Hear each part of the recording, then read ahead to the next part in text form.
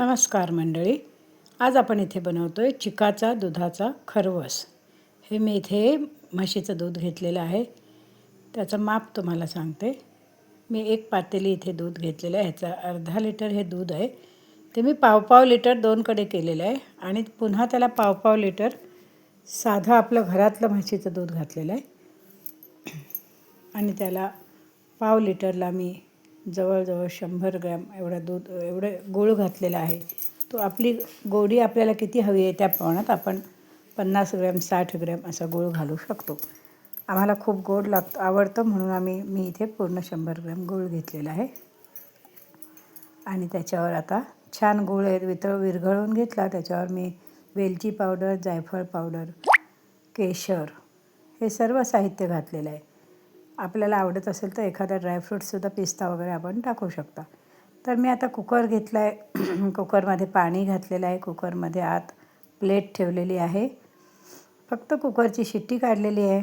हा बाहेरच्या झाकणाचा कुकर आहे आणि तो मीडियम गॅसवर एकदम फुल न ठेवता मी गॅस पेटवून त्याच्यावर ठेवलेला आहे. जवळजवळ 20 मिनटं मला लागतील आता हे शिजायला. 20 ते 25 मिनटं लागतील. तसंच मी दुसऱ्या कुकरमध्ये दुसरी पातेली तयार करून गूळ घालून तसंच ठेवलेलं आहे.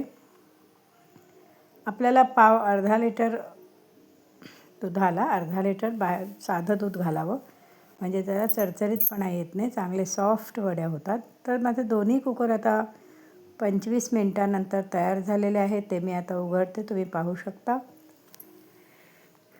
वाव, काय मस्त खरवस शिजून आलं आहे आणि काय सुगंध येतो आहे.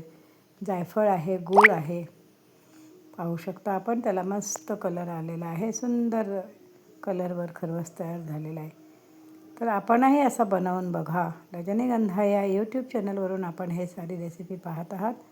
आपल्याला आवडली तर नक्की लाईक करा. आपल्या मित्रमंडळींमध्ये हा शेअर करा म्हणजे जेणेकरून हे बघा आता आपला शिजला ह्याचं प्रमाण आहे बघा. आपलं अगदी परफेक्ट शिजलेलं आहे. त्या सुरीला कुठेही जराही काही लागलेलं नाही. तेव्हा आतपर्यंत आपला खरवस मस्त शिजून आलेला आहे. हा बघा, मी खूप वेळा सुरी घालून बघितली. इथे हे बघा, एकदम क्लीन सुरी येते, त्यामुळे कुठे शिजायचा अर्धा राहिलेला नाही आहे. आता मी पटकन ह्याच्या वड्या पाडून घेतल्या आणि आता त्या बाउलमध्ये काढून घेते, डिशमध्ये काढून घेते. हा बघा, माझ्या मस्त 1 नंबर वड्या पडलेल्या आहेत. आपणही तो बनवून पहा, त्याचा आस्वाद घ्या. रेसिपी कशी वाटते याबद्दल कमेंट करा आणि आवडल्यास नक्की लाईक करा, शेअर करा आणि माझ्या चॅनलला सबस्क्राईब करा, ही माझी विनंती.